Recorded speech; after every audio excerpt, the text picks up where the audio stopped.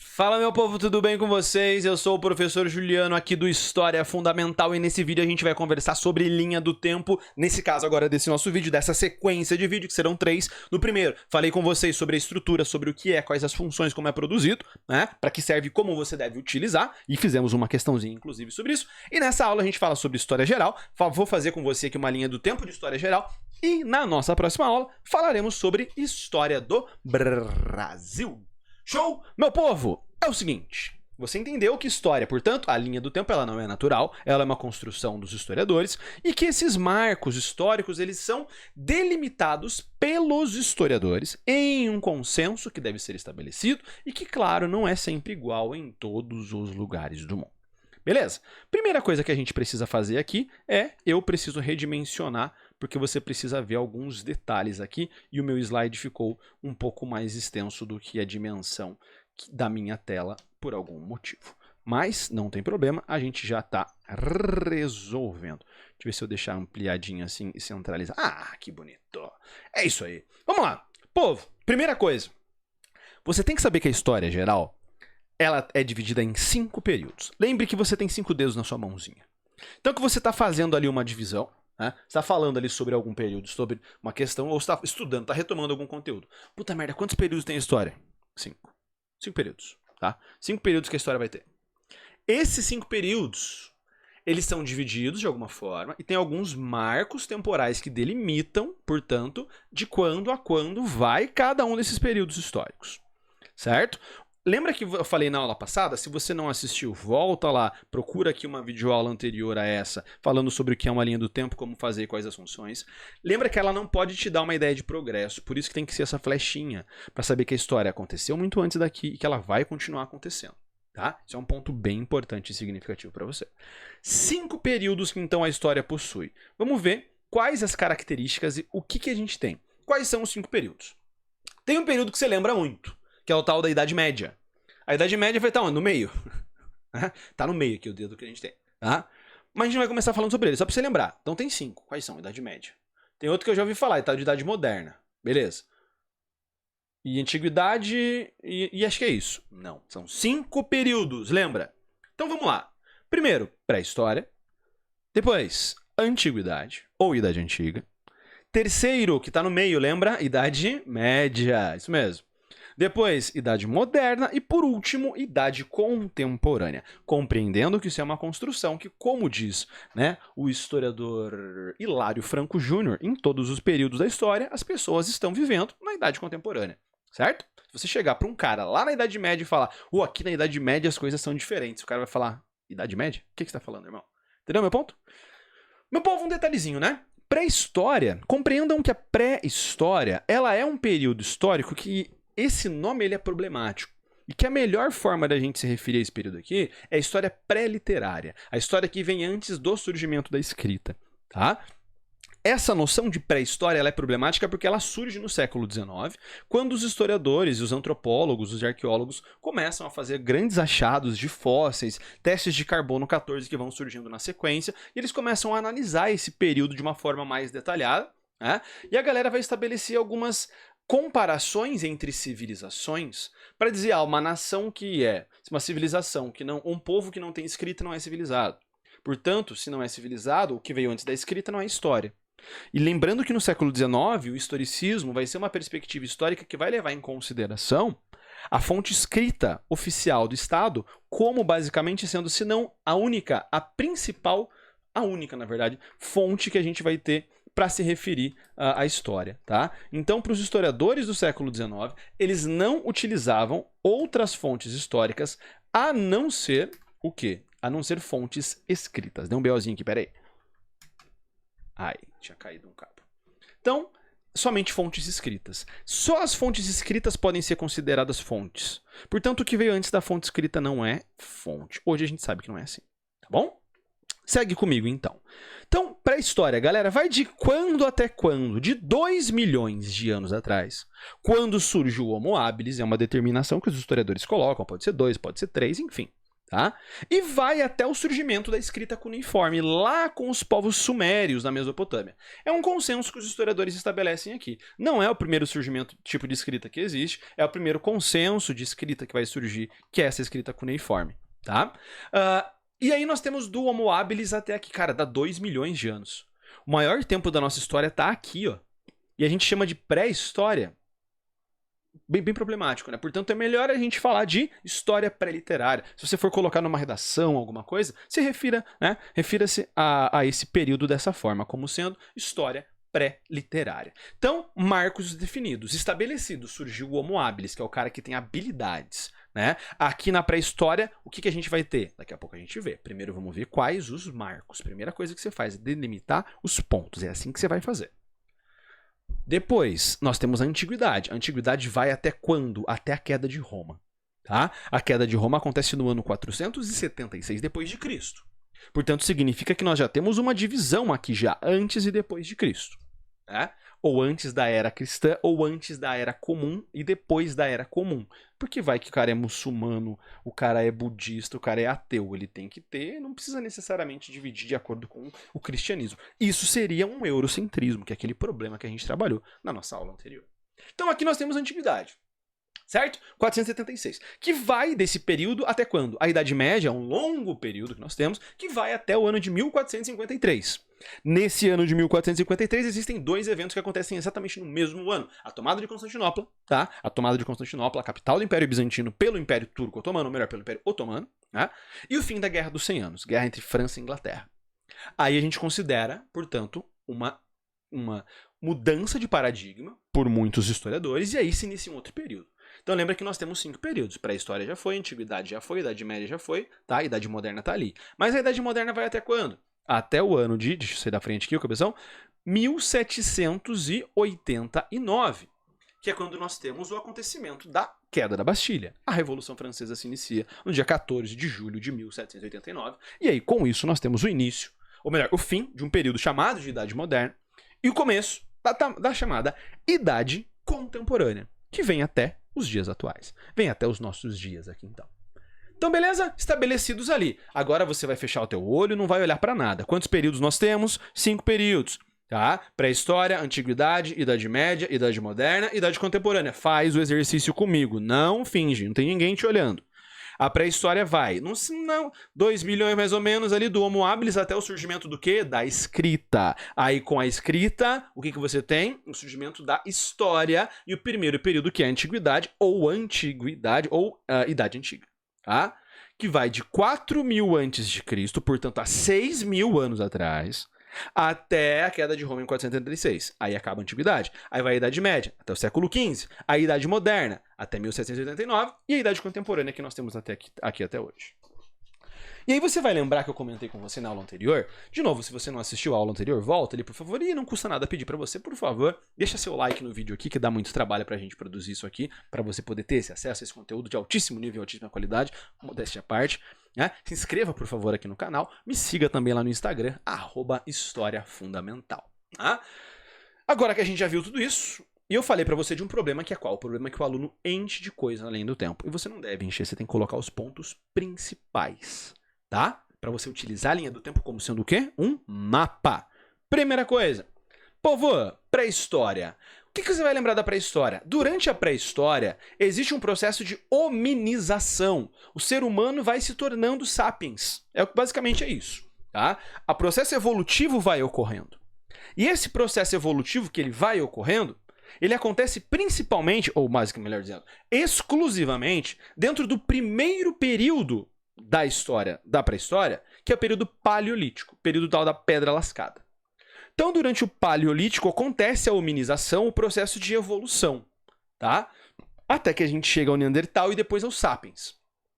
E aí o que marca a transição da pré-história do paleolítico para um outro período é a Revolução Agrícola. Então, lembrar que no paleolítico eles eram nômades porque não dominavam a agricultura.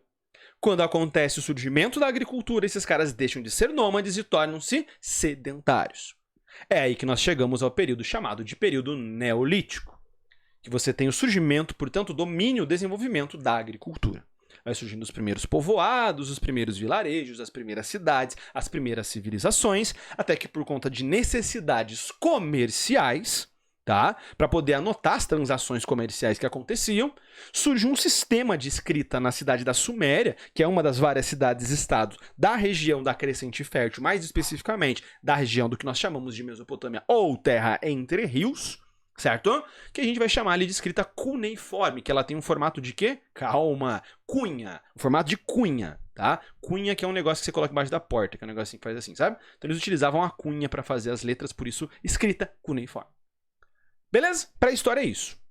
Saímos da pré-história, chegamos agora ao período da antiguidade. Só que a antiguidade a gente divide ela em duas. Primeiro, a antiguidade oriental. Antiguidade oriental, então você vai lembrar que a antiguidade oriental, divisão do mundo Ocidente e Oriente, aquela construção que nós temos, obviamente, o que vem do lado de lá, que a gente vai chamar assim, é que esse preconceito que a gente tem às vezes. Então você vai ter que lembrar que são aqueles assuntos que para mim são os mais chatos de todos. Mesopotâmia, China, Índia, Egito eu odeio, desculpa, hebreus, fenícios e persas. Então organiza pré-história, paleolítico, neolítico, aí antiguidade. Lá com a Mesopotâmia, China, Índia, Egito, hebreus, fenícios e persas, isso é a antiguidade oriental. E aqui o que as provas adoram abordar, que é a antiguidade ocidental. Primeiro Grécia, depois Roma. Não se esqueça disso, por favor. Primeiro Grécia, depois Roma. Ok? Roma, você lembra que então a queda de Roma marca o fim da antiguidade. E aí nós chegamos à Idade Média, que, de uma forma geral, nós dividimos ela em duas partes. Primeiro a Alta Idade Média e depois a Baixa. A Alta Idade Média, então você tem o surgimento do Reino dos Francos, do feudalismo e o surgimento de uma religião, que é o tal do Islã. Então lembra que quando acaba o Império Romano, você tem uma fragmentação política. Os povos bárbaros, chamados assim, né, vão dominando várias regiões. Temos um poder fragmentado, descentralizado, que dá origem a um sistema que vai ficar conhecido como feudalismo. Quando a gente for falar de uma aula só sobre feudalismo, eu explico os problemas desse termo, tá? E nesse período também surge o tal do islamismo. Então a Alta Idade Média é quando o feudalismo está se desenvolvendo. Quando o feudalismo começa a entrar em declínio por volta do século XI, nós temos o período chamado de Baixa Idade Média. Tá? Tem que fazer meu desenho de novo. Então nós tínhamos lá Alta Idade Média, desenvolvimento do feudalismo, chegou do século X, aí vai chegar aqui... Blau. E aí o que acontece? Baixa Idade Média. Renascimento comercial e urbano, surgimento da burguesia. Aquelas guerras entre cristãos e muçulmanos, cruzadas. Surgimento da crise do século XIV. 4 fatores: fome, peste negra, guerras e revoltas. Isso tudo gera o declínio do sistema feudal. Caraca, professor, é muita informação. Não leva assim. Entenda que são informações necessárias para você estabelecer na tua cabeça o seu mapa, a sua linha do tempo para direcionar a sua localização dos eventos. Não se esquece disso. Não lida com as coisas. Ai, eu odeio isso. Mano, você tem que fazer. Você tem que saber essa parada. Entendeu? É obrigação. É difícil ouvir, mas é verdade. Se você ficar insistindo, ai, é chato, vai ficar pior ainda para você lembrar. Oi, tá mal da hora. Tô te explicando aqui. Eu tenho certeza que você tá gostando. Segue comigo. Depois da Idade Média, nós chegamos então a um período da Idade Moderna. Não vou discutir o que é moderno, tá? Porque demora muito. E aí a gente chega a uma divisão, uma primeira parte da Idade Moderna, marcada pelo surgimento do Estado, pelo Renascimento, pelas grandes navegações, a Reforma Protestante em 1517.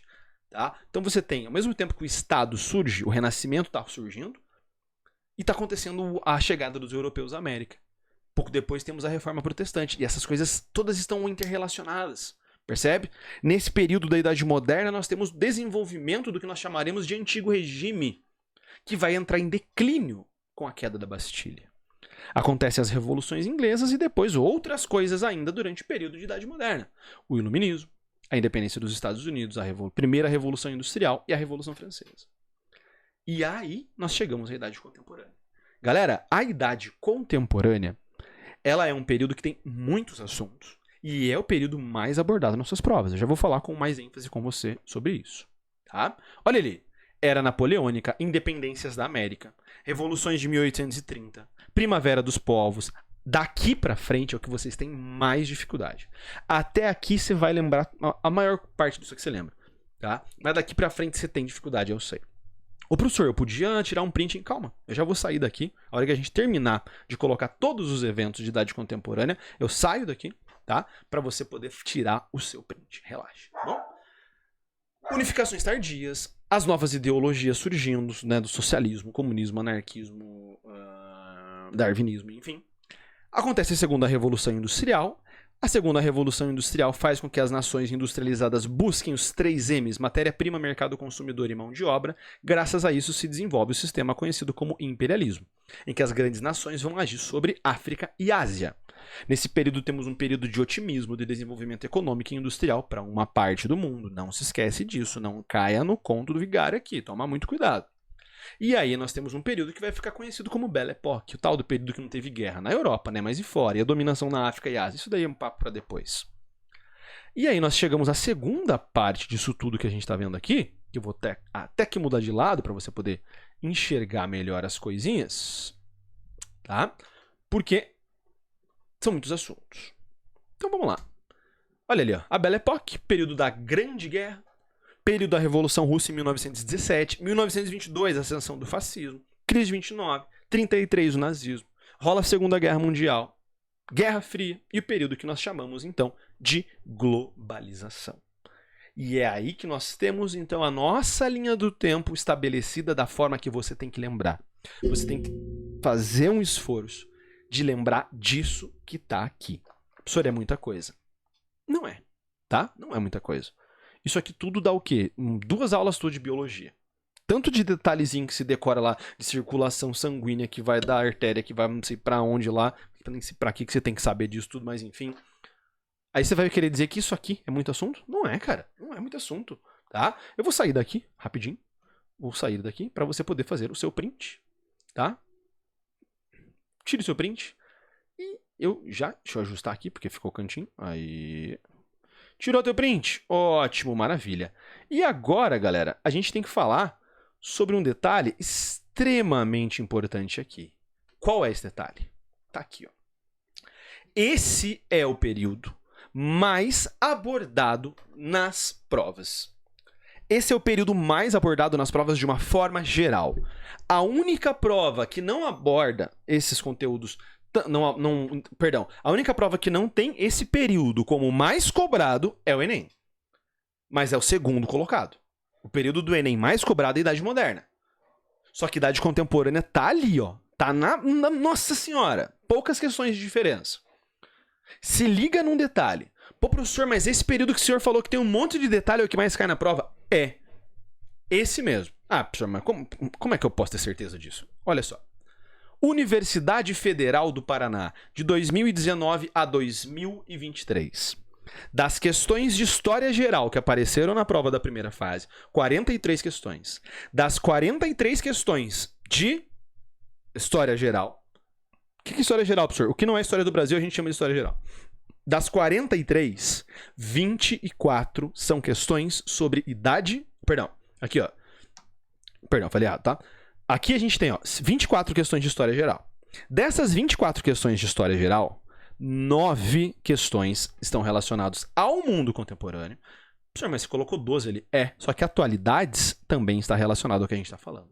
3 com 9, 12. Tá? Então veja, das 24 questões que nós tivemos de história geral, 12 questões foram de idade contemporânea. 50% da sua prova de história geral era de idade contemporânea, tá? E qual o problema disso? O problema disso é que você trabalha isso lá no finalzinho do ano, em poucas aulas.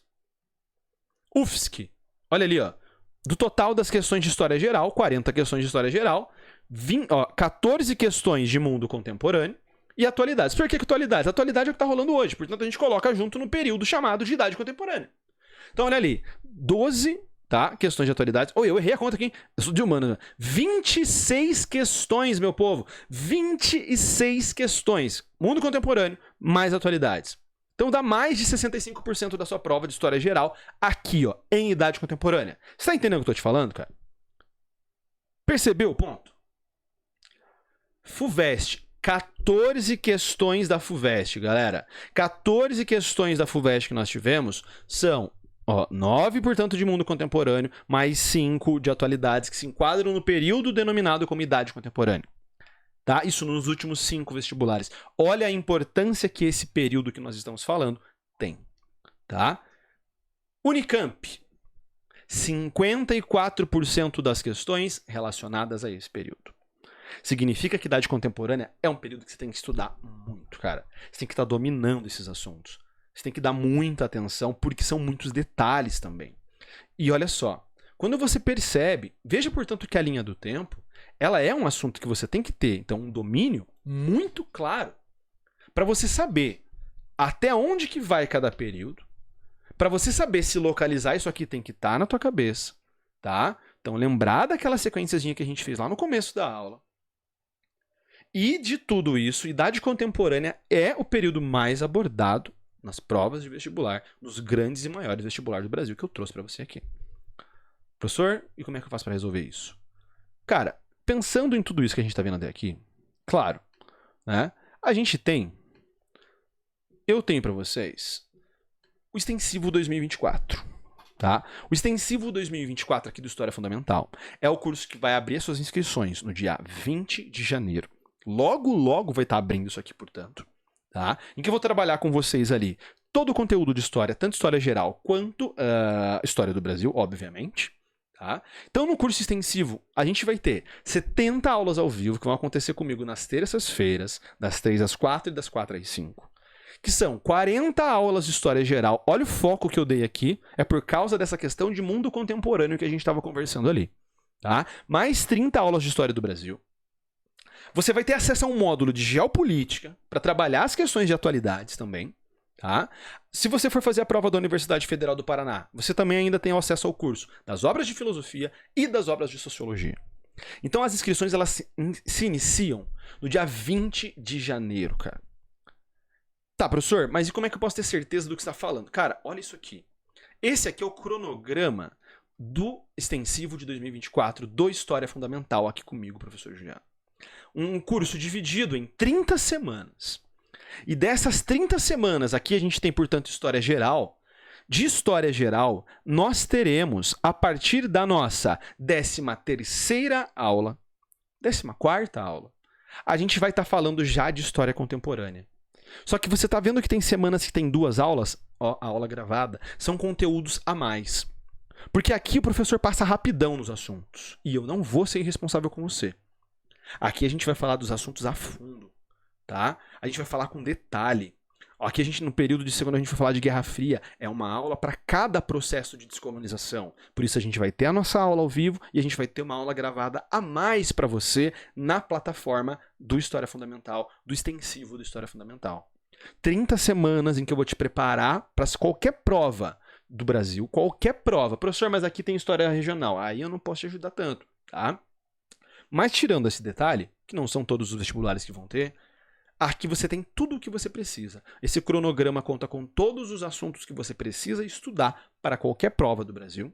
E aqui eu detalhei para você História e Idade Contemporânea, porque você entendeu que ele é o assunto mais abordado das suas provas.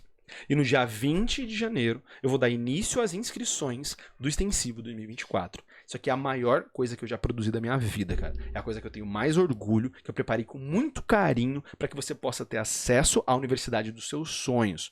Para que você chegue na hora da prova e saiba os conteúdos, saiba localizar eles temporalmente. Dentro da plataforma tem um módulo só para você aprender a se organizar e para você aprender a estudar história da maneira que eu acho, que eu julgo ser a melhor maneira possível. Beleza, povo? Meu povo, então é isso, tá? Espero que você tenha gostado do vídeo. Você que chegou até aqui, muito obrigado. Deixa o seu like, deixa o seu comentário, me siga no Instagram. Um forte abraço e até a próxima aula. E não perca a sua inscrição que começa, no dia 20 de janeiro. E as aulas têm início no dia 6 de fevereiro. Sou o professor Juliano aqui do História Fundamental. Um forte abraço e até mais. Tchau, tchau.